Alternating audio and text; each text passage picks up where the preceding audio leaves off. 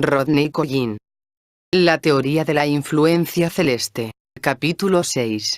La armonía de los planetas. 1. Las octavas planetarias. En el capítulo 4 se consideraron como una fuerza única las influencias combinadas de todos los planetas. Ahora debemos ver cómo los reflejos de los planetas individuales, cambiando constantemente en su ritmo y modificando asimismo su relación con todos los otros, se combinan para crear a cada momento una escena nueva y un nuevo estado de ánimo. Con anterioridad tratamos de observar desde un lugar donde el tiempo estuviera detenido y en que el pasado y el futuro de los mundos resultaran sólidos e inmóviles.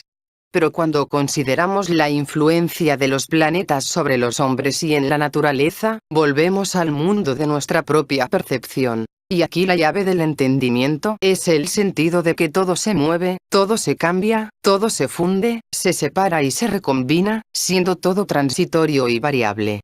Por ahora es el punto de vista de la Tierra el que nos concierne.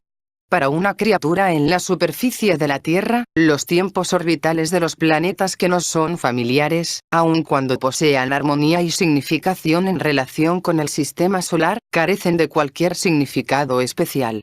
Lo que tiene importancia es su relación con la Tierra.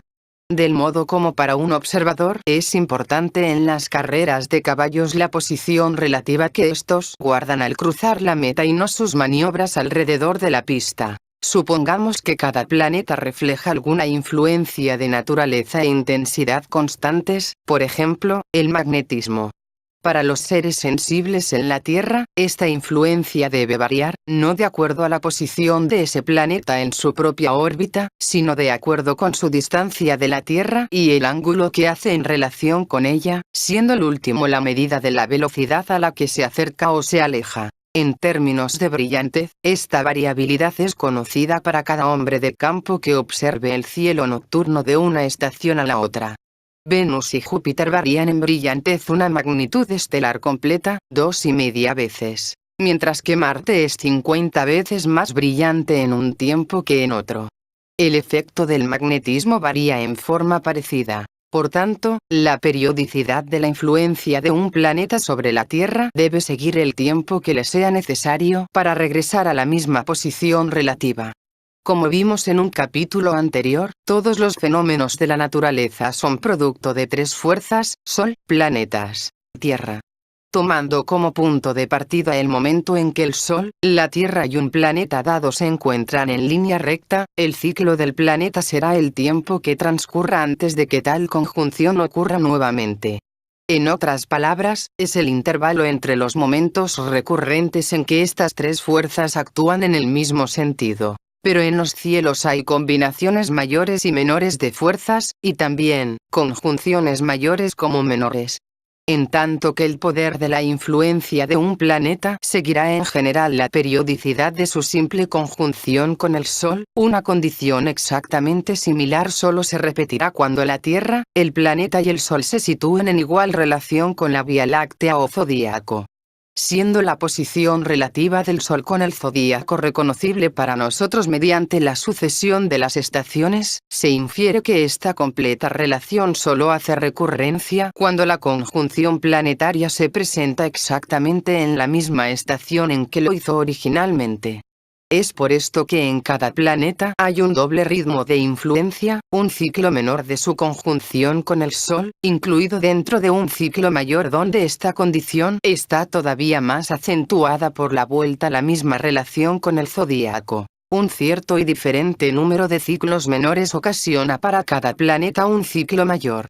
Y, como veremos más tarde, la total combinación de esos ciclos forma una notación extraordinariamente matemática o musical. Podemos trazar una tabla de conjunciones menores y mayores de acuerdo con las cuales puede esperarse que la influencia planetaria sea creciente o amengüe. Por tanto, Mercurio y Venus repiten su efecto máximo cada 8 años, los asteroides cada 9 años, Júpiter cada 12 años, Marte cada 15 años y Saturno cada 30 años. Si estos varios ritmos se sobrepusieran, encontraríamos una serie muy interesante de intervalos armónicos desarrollándose en el tiempo, cada etapa de la cual está marcada por la conjunción mayor de uno o más planetas. Para las planetas interiores, encontramos además una serie de tiempo más corto que no se basa esta vez en su conjunción mayor con el Sol y el zodíaco, sino en su conjunción menor con el Sol y la Luna. Esta segunda serie se mide naturalmente a sí mismo en meses lunares, 29,5 días, y no en años solares. Lo primero que nos sorprende es que esta segunda serie es una repetición exacta de la primera, estando todas las cifras simplemente multiplicadas por 3 1/3.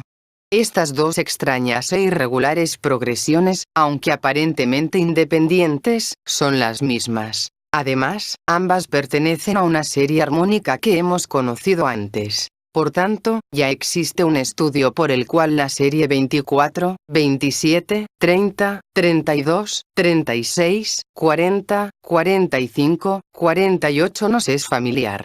Estas cifras, consideradas como vibraciones, representan el valor relativo de las notas de una escala musical mayor. Y súbitamente recordamos viejas historias en que esta misma escala musical, achacada por la leyenda a los pitagóricos, fue inventada por una escuela especial de astrónomos y físicos, para hacer eco a la música de las esferas. Resulta ahora claro que esta no es una leyenda sino un hecho real. La octava o escala musical es una notación de esta armonía de los cielos planetarios, adaptada al ciclo del hombre, eco a su vez de una gran ley que controla el desarrollo de todos los procesos en el universo. En la interacción de lo que creemos que son movimientos fortuitos, se revelan ahora dos octavas musicales perfectas y netamente separadas, desarrollándose eternamente a lo largo de la vida del hombre y de la historia de su raza.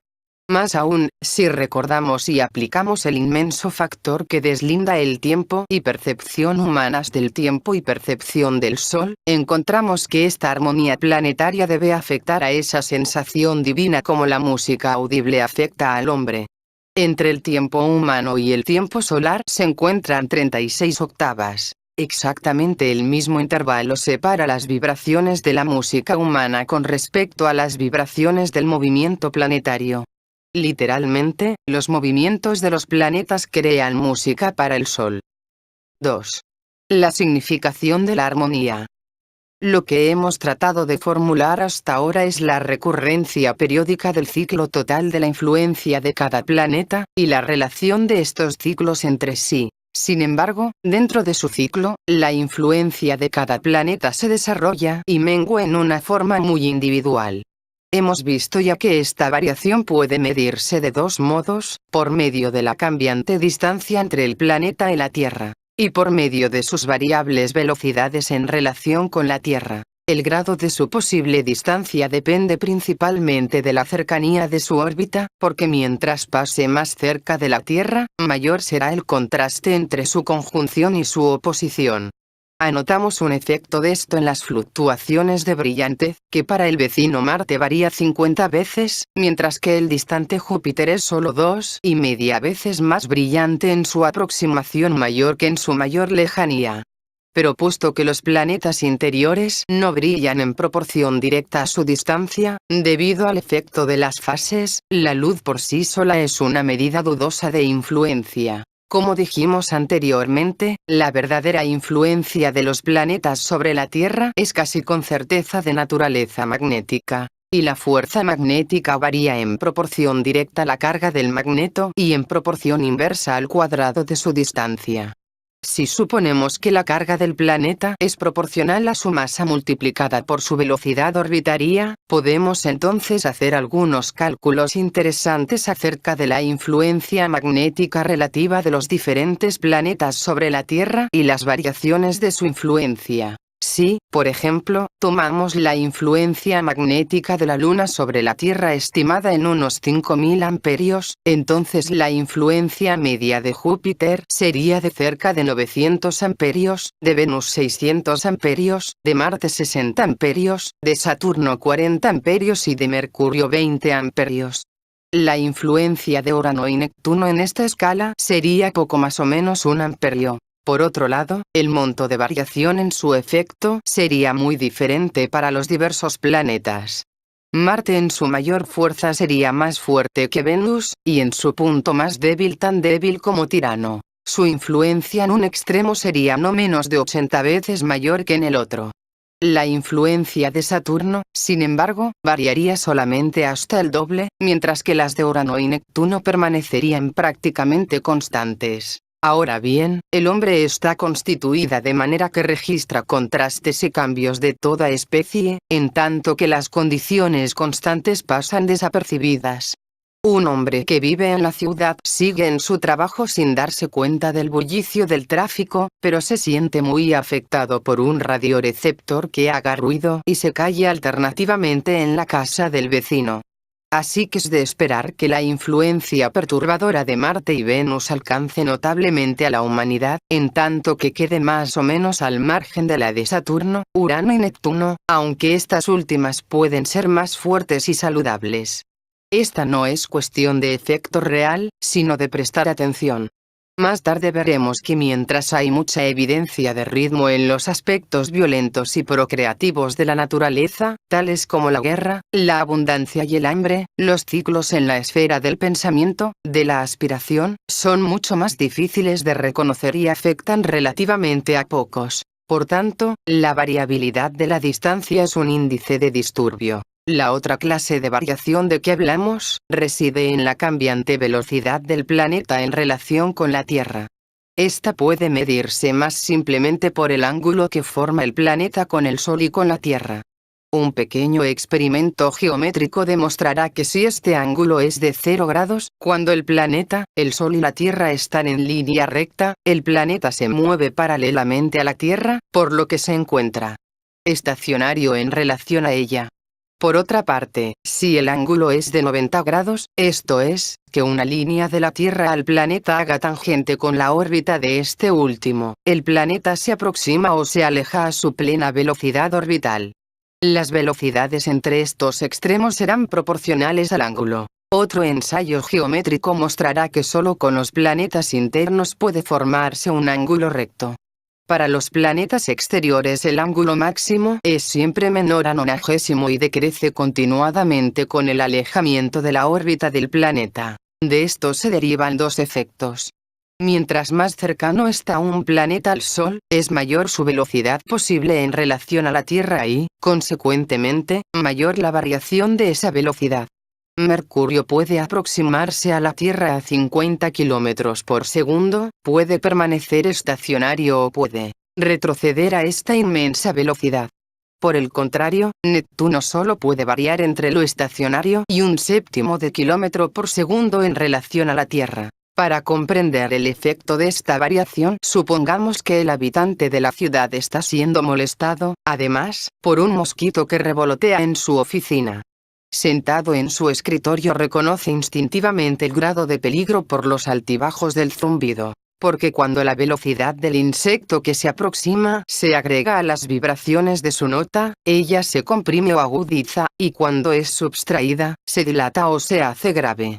De este modo Mercurio cambiará el tono de su nota fundamental y podemos considerar el efecto inquietante y nervioso producido por el zumbido del mosquito como un indicio de la influencia de este planeta. Sí, entonces, como nuestras deducciones eléctricas parecieron demostrar, cada planeta emite una cierta nota o energía transformada para un propósito determinado, esta nota o energía estará sujeta a dos variaciones dentro de su ciclo.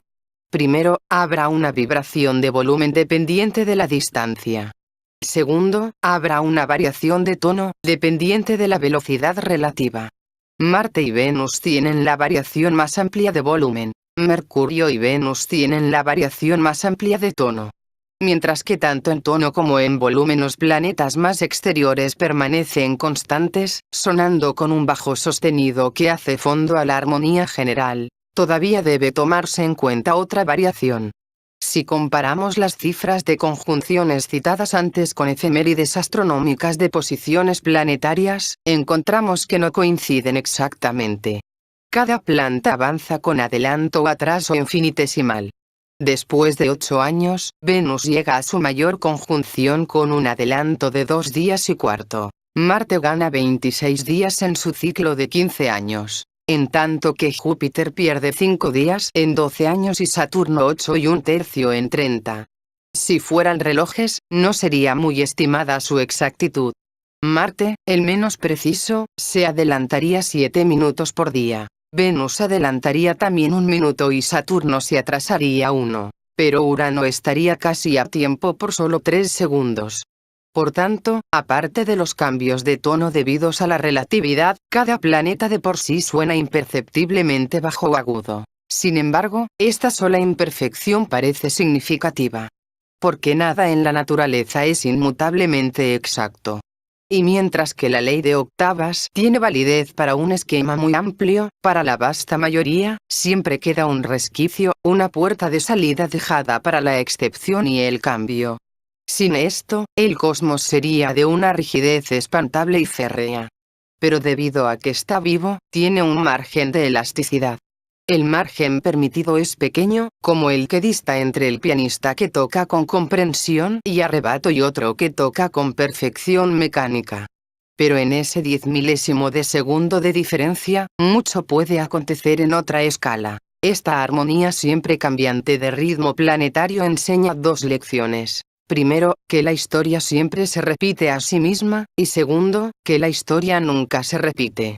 Pues, aunque cada ciclo se repite con una exactitud que hace posible calcular las efemérides con 3 años de anticipación y se puede tener seguridad que traerá infaliblemente el mismo delirio por la procreación o la guerra, por la especulación o el suicidio, siempre algún otro ciclo cruzándose diferentemente, acarrea a la escena un nuevo matiz u otras posibilidades.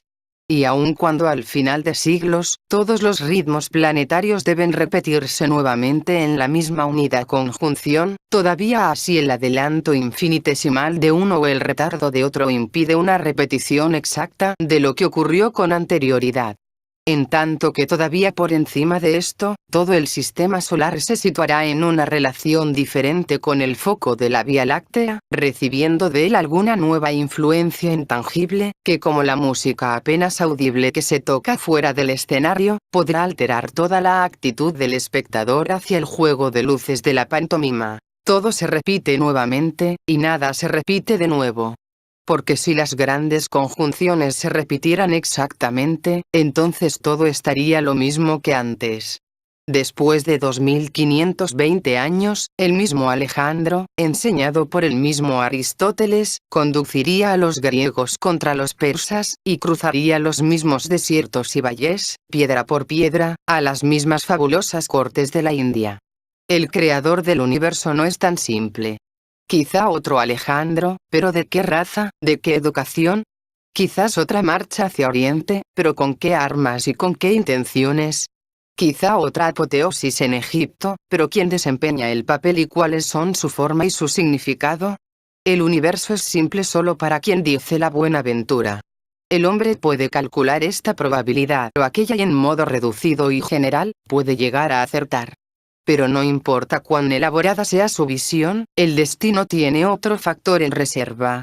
Los cielos siempre deben dejar abierta la salida, por la buena razón de que son infinitos. 2 cuestiones fundamentales se levantan de lo que hemos considerado. La primera concierne al modo en que puede esperarse que el desarrollo y la mengua de las influencias planetarias afectan al hombre. La segunda concierne a la verdadera significación de nuestras octavas. En primer lugar, pues, ¿qué consecuencias tiene para los seres humanos el hecho de que Júpiter brille ahora de nuevo con la misma intensidad y la misma relación con el Sol y las estrellas que hace 2 años? Conocemos por experiencia la influencia que ejerce sobre todos los seres vivientes y hasta sobre las mareas, la periodicidad de la Luna, así como la periodicidad de la Tierra, con sus concomitantes estaciones y sus efectos. No es por tanto difícil concebir que otros planetas dirijan, en nosotros, ciclos equivalentes a sus períodos de conjunción. Y, también, que estos ciclos encuentren ritmos correspondientes en ciertos órganos corpóreos, como sucede en los ovarios femeninos con el ciclo lunar. Por el momento no podemos considerar esto más que como una hipótesis. Encontraremos más pruebas en adelante. Mientras tanto, podemos imaginar sencillamente a estos mismos órganos como antenas receptoras, sintonizadas cada una en la longitud de onda de un planeta en particular y, variando por tanto, en la intensidad de su acción con la periodicidad de la influencia de los planetas. De ahí que la complejidad de la vida del hombre provenga del hecho de que todos estos ritmos diferentes se entretejen, neutralizándose, acentuándose o modificándose, y, todavía produciendo al mismo tiempo un latido combinado, que puede o no ser reconocido. Recientemente se ha hecho mucho trabajo interesante sobre el carácter cíclico de muchos fenómenos biológicos y humanos, un ritmo de 9 2/3 años para la fecundidad de los animales. Un ritmo de 18 años para la actividad constructiva. Un ciclo de 54 años con referencia a la manera en que el hombre emplee la energía natural y a la forma de su sociedad. Más adelante tendremos ocasión de mostrar que los ritmos mejor establecidos cuadran de hecho con ciclos planetarios. Pero, por el momento, podemos decir solamente que si existe la posibilidad de que un planeta pueda estimular a un órgano de un hombre en particular, parece indiscutible que la misma conjunción podría activar a este órgano en millones de hombres, produciendo olas de actividad o depresión en los negocios, ciclos de guerras, fluctuaciones periódicas en los índices de nacimiento, etc. Dos planetas que pasan pueden crear una cierta tensión cósmica bajo cuya influencia, y sin saberlo, parece al hombre en la Tierra que debe luchar, matarse entre sí y morir por causas heroicas durante años enteros. Si los planetas gobiernan del todo al hombre, no respetan a las personas, y uno se puede preguntar si, dado el estado general del ser del hombre, puede tener algún otro resultado una excitación universal de las glándulas de la pasión. Pero ya sea que atribuyamos o no alguna significación a estos ciclos, nos enfrentamos aún a la increíble e ineludible armonía producida por su combinación. Estas octavas perfectas y siempre cambiantes, llenan a uno de asombro tanto por la sutilidad y perfección del orden cósmico, como de maravilla por el hecho de que la percepción humana deba permanecer al margen de todo eso. Dijimos que los planetas, en su calidad de refractores o transformadores de la fuerza de vida, representan forma, color, calidad y función. Pero cada uno representa una forma y función diferentes. Y ahora vemos cómo, debido a esta ley armónica de sucesión, una forma debe dar paso a su debido tiempo a otra, una función a la siguiente. Hemos encontrado de hecho, el arquetipo para el desarrollo de todas las progresiones. Cada secuencia en tiempo y densidad, ya se trate de las notas audibles de las escalas musicales, de los colores visibles del espectro, o del crecimiento tangible de formas orgánicas, sigue esta producción de octava. Todas las progresiones y procesos sobre la Tierra traídas a la existencia por la fuerza triple de la creación, continúan y prosiguen conforme a esta ley de influencias sucesivas. Si la secuencia de los planetas en su vasta marcha a través del tiempo, produce las notas de octavas interminables, podemos estar seguros que las mismas cuanta de luz, en su viaje infinitésimo, hacen lo mismo. Todos, la naturaleza, el hombre, el insecto y la célula, se mueven a tiempo y viven su existencia dentro de este esquema armónico. Tan inevitablemente como el tiempo avanza, esta influencia sucede a aquella, y ora uno, ora otro aspecto del hombre, o de la empresa, galvanizan la vida merced a la sucesión rítmica. Así como mi sigue re, así el amarillo debe seguir al anaranjado, el nacimiento al embarazo, y marzo arador debe estar seguido de abril germinador. Ningún poder en la Tierra puede alterar esta secuencia inevitable, ni reemplazar esta variedad por la monotonía de una sola verdad. Todas las variaciones sobre un tema se deben a ello. La vida es una idea solar. Pero la escala de seres vivientes, metales, minerales, plantas, gusano, animal y hombre, son sus formas planetarias. En cambio el metal es una idea, siendo el plomo, mercurio, oro, plata, zinc, cobre y hierro sus variaciones planetarias. Y, como lo vemos desde nuestra octava, cada variación tiene su hora. Es por esta razón que el hombre, atento para sus propios propósitos a perpetuar una nota o una faceta de entendimiento, está destinado a la desilusión. Por esta razón los procesos que él inicia, cambian de naturaleza ante sus manos y ojos. Porque si hoy un planeta mueve su corazón, otro moverá su razón mañana, y un tercero su pasión al día siguiente. El movimiento humanitario que aparece bajo el influjo de Júpiter, se vuelve escolástico bajo Saturno y sangriento bajo Marte. Los cielos tocan escalas en su teclado, y este no puede sonar más que las notas que aquellos ejecutan. Pero nos equivocaríamos si creyéramos que el efecto de esta secuencia se opone directamente a la legítima ambición del hombre. La ley de octavas es una parte esencial de la estructura del universo y se aplica a cada una de sus partes y procesos. A ella se debe esa increíble profusión de color, forma, tono y función que deleita al hombre y lo estimula eternamente hacia nuevos esfuerzos y nueva comprensión. Por tanto, tendríamos que estar equivocados al interpretar la idea de influencias sucesivas desde un punto de vista moral, o viendo en ella un determinismo duro e inflexible. Porque el paso de una influencia a otra no solo significa que se quita del hombre mucho de lo que desearía conservar, sino también mucho de lo que desearía desprenderse. Cuando el frío y oscuridad del invierno se vuelven intolerables, es esto lo que trae la primavera. Cuando la doctrina medieval se expande insoportablemente rígida, es esto lo que acarrea el renacimiento. Y cuando parece cierto al hombre que nada de lo que descubra puede salvarlo de la estupidez de su propio afán destructor, esto es lo que le asegura que los cielos deberán despertar a su tiempo otro aspecto de su naturaleza, brindándole una oportunidad fresca e inimaginable. 3. La circulación de la luz, visible e invisible. Si consideramos a la Luna y los planetas en relación con la Tierra, y nunca debemos olvidar que este es el único punto de observación desde el que el estudio científico del sistema solar se ha hecho siempre, se encuentra que corresponden naturalmente a tres grupos. A. Visibles a simple vista dentro de la órbita terrestre, Luna, Mercurio, Venus. B. Visibles a simple vista fuera de la órbita terrestre, Marte, Júpiter, Saturno. C. Invisibles a simple vista, fuera de la órbita terrestre, Urano, Neptuno, Plutón. Si se objetara que la percepción humana provee una evidencia muy arbitraria para una clasificación, debemos replicar ahora que no es tan arbitraria como los científicos están inclinados a creer. Como establecimos en el capítulo 2, un hombre es un cosmos, cuyos tiempos y percepciones contienen una definida relación cósmica con los tiempos y percepciones de cosmos mayores o menores. Luego su percepción, por su sola limitación, tiende a dividir los fenómenos de un modo significativo o no accidental. No es accidente, por ejemplo, que todos los movimientos de desarrollo orgánico y todos los movimientos de los cuerpos celestes permanezcan precisamente por fuera del alcance de su percepción, invisibles para él.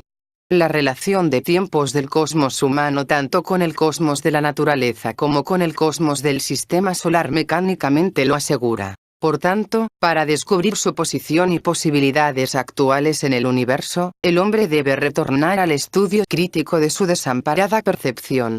Ello le mostrará lo que es y desde dónde puede empezar.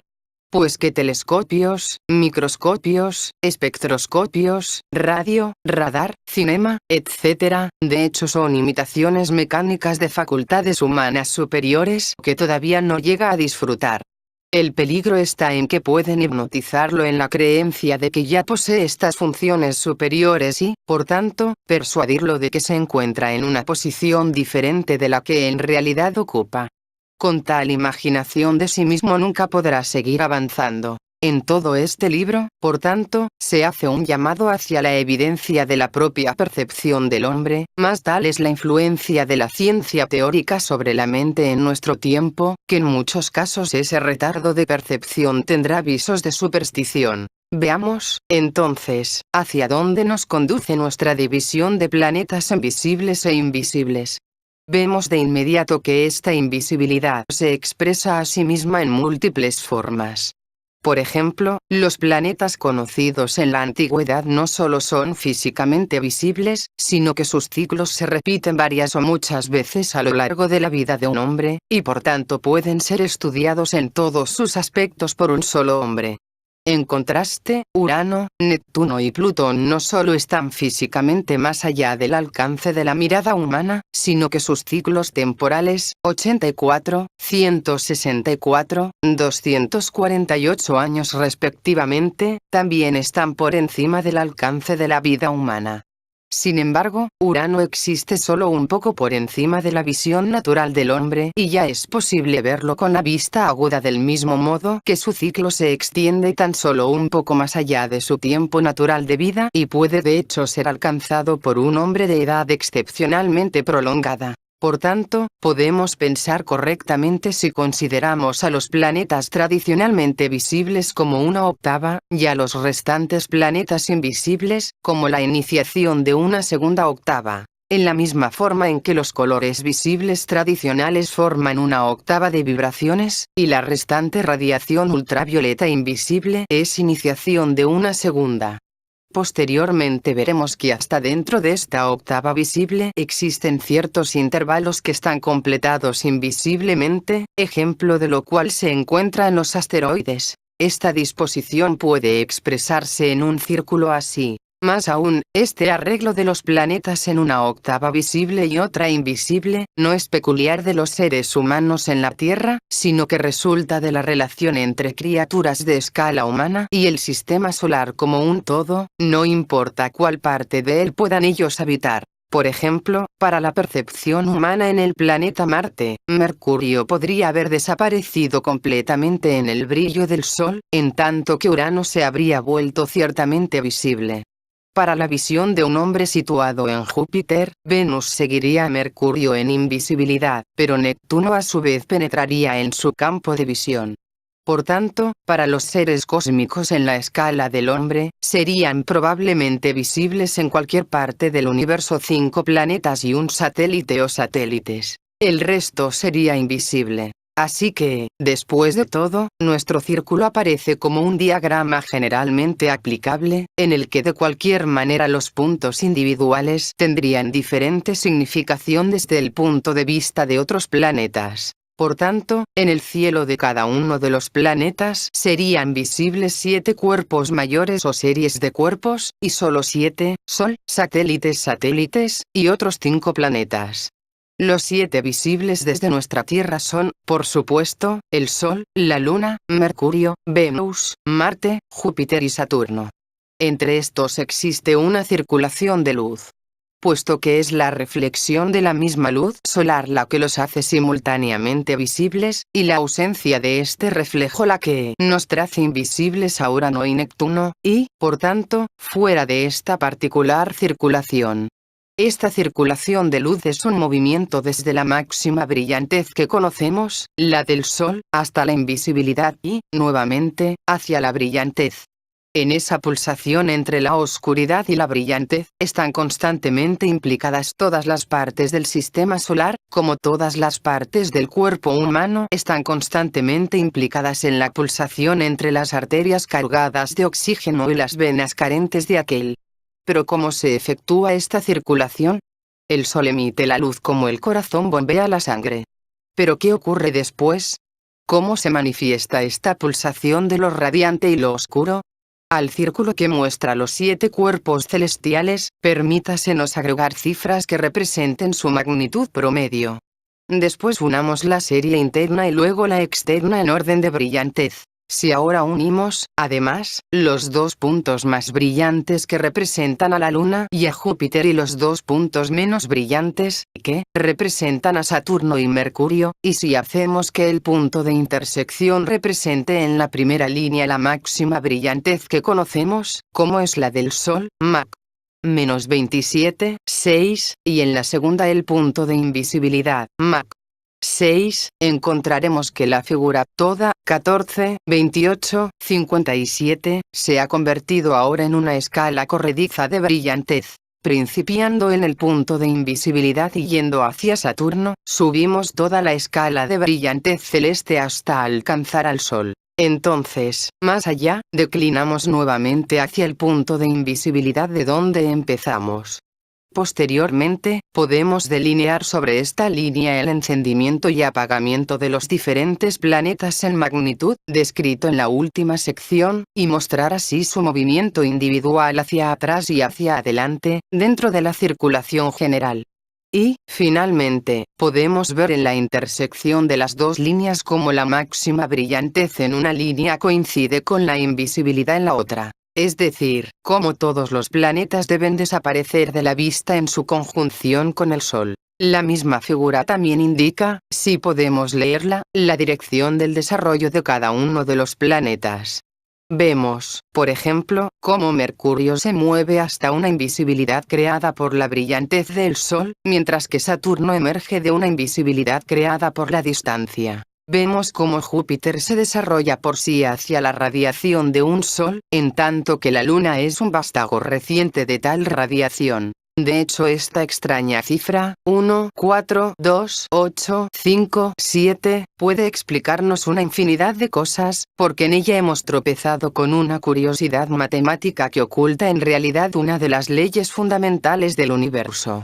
Cuando la unidad se divide entre 7, este decimal recurrente resulta 0,142857. Y cuando un cosmos completo se divide entre su principio de vida y sus 6 funciones, es precisamente la secuencia de este número la que representa la relación entre ellos. Si, por ejemplo, consideramos que el decimal está compuesto de 6 cantidades separadas, así: .1, .04, .002, .0008, .00005, .000007. Entonces tenemos una serie que parece representar la masa relativa de los órganos que controlan las varias funciones en un cosmos.